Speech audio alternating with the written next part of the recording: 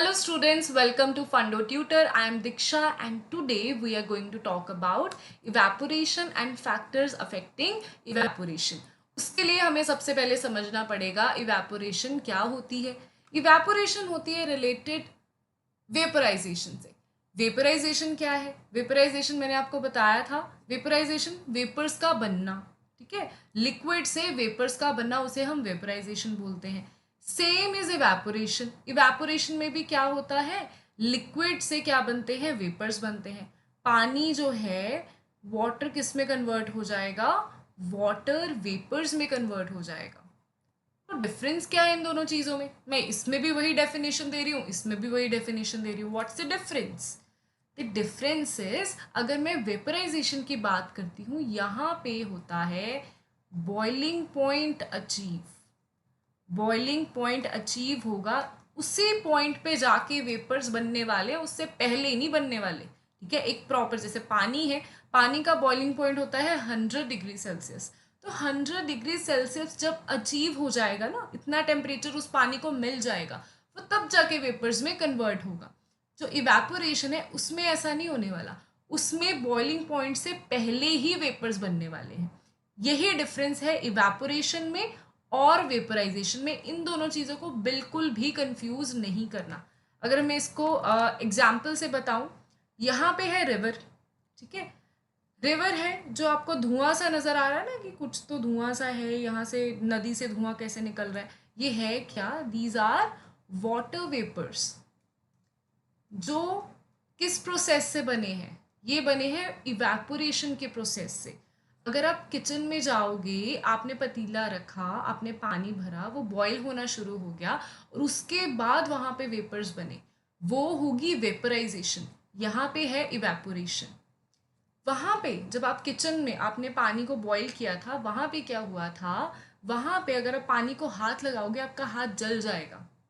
मतलब छाले वगैरह तो पड़ ही सकते हैं. ठीक है. कि पानी जो है वो बहुत गर्म होगा. उबलता हुआ पानी इज वेरी वेरी हार्मफुल, है ना. तो उस पर आप हाथ नहीं डाल सकते. बट जो रिवर है उसके पानी में ऐसा तो नहीं होगा. रिवर में अरे यहाँ पे तो वेपराइजेशन हो, इवेपोरेशन हो रही है, यहाँ पे तो वेपर्स बन रहे हैं, मैं इस नदी के पानी को हाथ नहीं लगा सकती. नहीं, आप आराम से इसको हाथ लगा सकते हो. क्यों? क्योंकि इसको बॉइलिंग पॉइंट तक पहुंचने की ज़रूरत नहीं पड़ी. बट जो हमारा किचन वाला पानी है, उसको हम नीचे से हीट दे रहे हैं, उसको बॉइलिंग पॉइंट अचीव करना पड़ा, तब जाके उसके वेपर्स बने. So this is the difference between evaporation and vaporisation.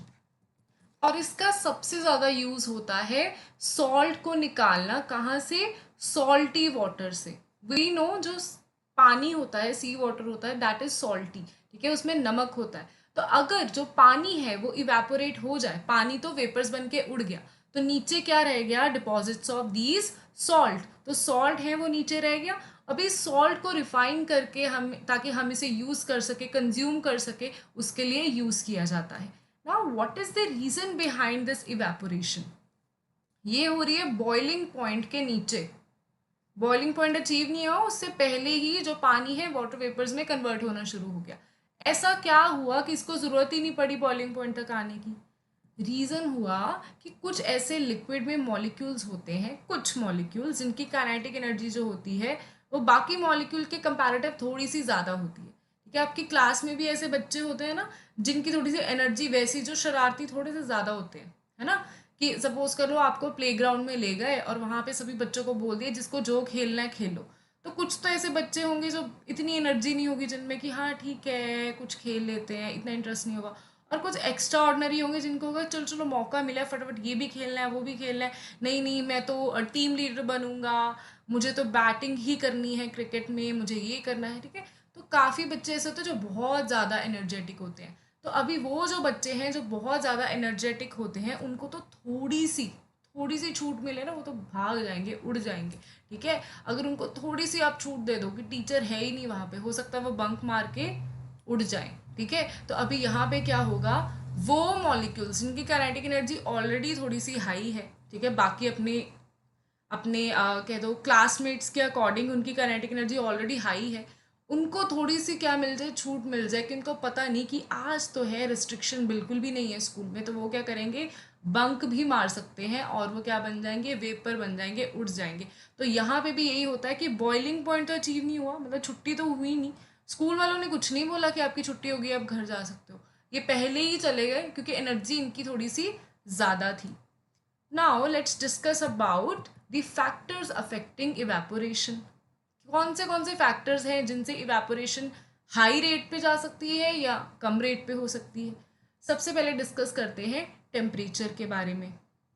Temperature, जैसे कि बताया था काइनेटिक थ्योरी ऑफ मैटर में, जैसे जैसे टेम्परेचर बढ़ता जाएगा वैसे वैसे काइनेटिक एनर्जी भी बढ़ती जाएगी। ठीक है, जब टेम्परेचर बढ़ा, ठीक है, तो आप क्या हो जाओगे, ज़्यादा एनर्जेटिक हो जाओगे। मैंने क्या बताया था कि बस में बैठे हो, वहाँ पे आग लग गई या कहीं पे भी आग लगी, कहीं पे भी आग लग गई, तो आप वहाँ पे क्या करो, भागने की कोशिश करोगे, ऐसा तो नहीं है बैठे रहोगे आराम से। ठीक है, आग लग जाएगी तो आप क्या करोगे, एनर्जी ज़्यादा हो जाएगी, अपने आप को बचाने की कोशिश करोगे। Same with these molecules, temperature बढ़ा दिया तो काइनेटिक एनर्जी इनकी इंक्रीज हो चुकी है। और इवेपोरेशन का अभी रीज़न बताया कि इवेपोरेशन क्या होती है, काइनेटिक एनर्जी बढ़ना, और काइनेटिक एनर्जी बढ़ के मॉलिक्यूल्स का ज़्यादा स्पेस कर लेना और फोर्स ऑफ अट्रैक्शन कम कर देना और वेपर्स में उड़ जाना, उसी को हम क्या बोलते हैं, इवेपोरेशन। सो जैसे जैसे जो टेम्परेचर है वो बढ़ता जाएगा, काइनेटिक एनर्जी बढ़ती जाएगी और तुम्हारा रेट ऑफ इवेपोरेशन भी क्या हो जाएगा, इंक्रीज हो जाएगा। Next is surface area. Surface area मतलब कि जैसे आपके पास ये क्लोथ्स हैं, ठीक है, अभी अगर मैं किसी कपड़े का, आपके पास बहुत बड़ी ब्लैंकेट है, ठीक है, आपने उसको धोया और आपने क्या कर दिया, उसको बिल्कुल फोल्ड करके कहीं लटका दिया और आपको लगा कि हाँ ये जल्दी हो जाएगा। मुझे दो बताओ चीज़ें, कि एक तो मेथड है उसको फोल्ड करके डाल देना ड्राई होने के लिए, सेकंड मेथड है कि उसको पूरा इस तरीके से फैला कर डालना। तो आपको क्या लगता है किस तरीके से वो ड्राई जल्दी होगा? ऑब्वियसली अगर आप सेकंड मेथड के थ्रू जाओगे तभी वो ड्राई जल्दी होगा। इसका मतलब जब मैं सरफेस एरिया इंक्रीज कर देती हूँ ना, तब क्या हो जाता है, इवेपोरेशन का रेट बढ़ जाता है। अभी उसके पीछे रीज़न क्या हो सकता है, what is the reason behind that, ऐसा क्यों होता है? ऐसा इसलिए होता है जब सरफेस एरिया आपके पास कांटेक्ट ज़्यादा आ गया, ठीक है, एक चीज़ को आपने फोल्ड कर करके रख दिया, यहाँ पे जो कांटेक्ट है with that heat in the atmosphere वो कम हो जाएगी। इस वजह से जो अंदर वाले जो पार्टिकल्स हैं उन तक तो वो पहुँच ही नहीं पाएगी हीट।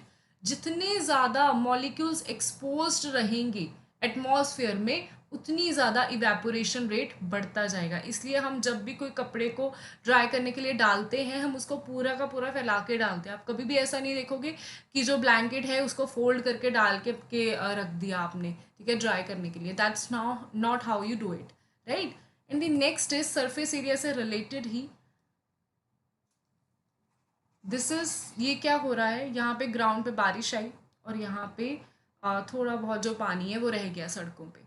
तो यहाँ पे आप देखोगे कि with in one day, next day या नेक्स्ट टू नेक्स्ट डे, ठीक है, क्या हो जाता है, ये पानी अपने आप गायब हो जाता है। ऐसा नहीं है आप उसको जाके पोछा मारना पड़ता है, ठीक है, ऐसा कुछ करना पड़ता है, ठीक है, वो अपने आप गायब हो जाता है पानी। क्यों गायब हो जाता है? Because of evaporation.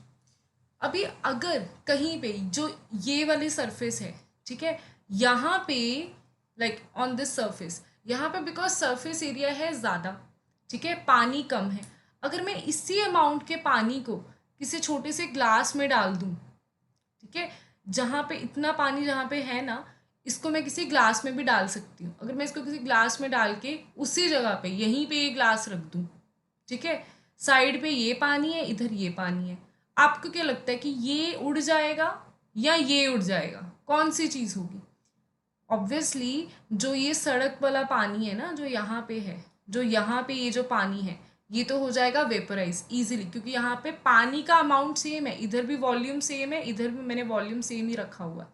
यहाँ पे क्योंकि सरफेस एरिया हो गया है कम, मैंने उसे कॉम्पैक्ट कर दिया, मैंने इतना एक्सपोज किया ही नहीं मॉलिक्यूल्स को, ठीक है, यहाँ पे सारे के सारे मॉलिक्यूल्स ऐसे फैले हुए हैं, एक्सपोज्ड है एटमॉस्फेयर में, इस वजह से यहाँ पे हो जाएगी वेपराइजेशन फास्ट। इसको हो सकता है 4 5 6 दिन लगे, बट ये भी धीरे धीरे करके वेपराइज हो जाएगा। Next is humidity.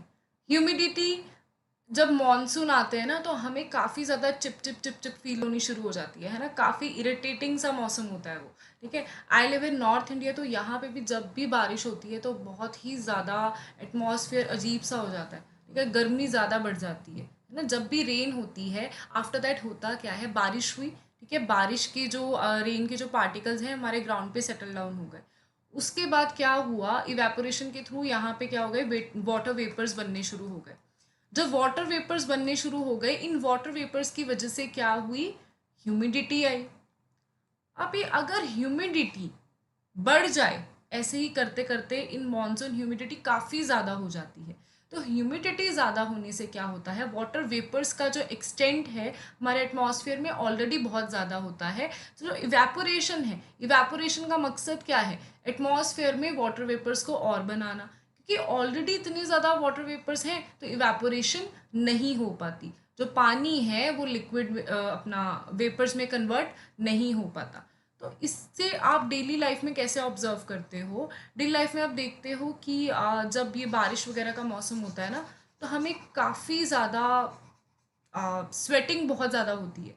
स्वेटिंग क्यों होती है, ऐसा क्यों है कि जब बहुत गर्मी है, बहुत ज़्यादा धूप है, तब हमें स्वेटिंग हो रही है, बट उस टाइम पे स्वेटिंग हमें बेनिफिट देती है। बट यहाँ पे इस टाइम पे जब ह्यूमिडिटी हो रही है, स्वेटिंग तो तब भी हो रही है, बट स्पेशली मॉनसून के मौसम में हमें इरिटेटिंग क्यों फील होता है, because of sweating. The reason is कि जब ह्यूमिडिटी होती है तब इवेपोरेशन जो है उसका रेट हो जाता है कम, इवेपोरेशन डिक्रीज हो जाती है। और स्वेटिंग क्या होती है, स्वेटिंग जब होती है तो स्वेट आने से हमारे पास क्या होता है, हमारी बॉडी पे जो पानी आ जाता है वो पानी इवेपोरेशन के थ्रू चला जाता है।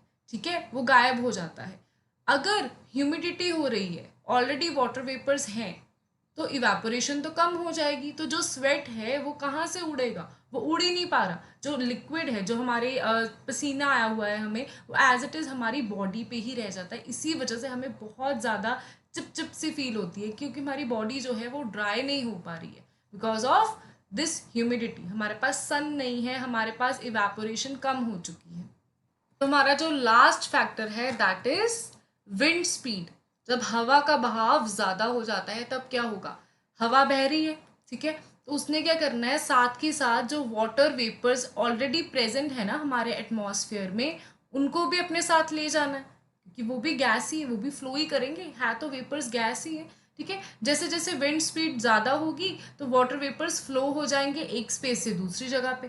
तो जहाँ से उन्होंने फ्लो किया दूसरी जगह पे गए, सपोज ये वाली जगह से वो इस वाले एटमॉस्फेयर में चले गए, ठीक है, किसी शहर का नाम ले लो कि फर्स्ट सिटी से ही दूसरी मूव करते करते सेकंड सिटी तक पहुंच गए। ठीक है, तो अभी यहाँ पे क्या होगा, वाटर वेपर्स का जो अमाउंट है वो क्या हो जाएगा, डिक्रीज हो जाएगा।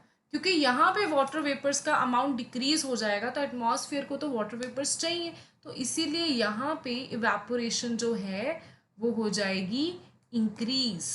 ठीक है, और जहाँ पे ज़्यादा वाटर वेपर्स आ जाएंगे वहाँ पे इवेपोरेशन हो जाती है डिक्रीज। तो अगर आपने ह्यूमिडिटी एंड विंड स्पीड, इन दोनों की बातों को देखो तो ये दोनों एक्चुअल में क्या हो रहे हैं, ह्यूमिडिटी में क्या हो रहा है, because of increase of water vapours यहाँ पे इवेपोरेशन क्या हो रही है, डिक्रीज। विंड स्पीड की बात देखो तो because of decrease of water vapours यहाँ पे क्या हो रहा है, इवेपोरेशन हो रही है इंक्रीज।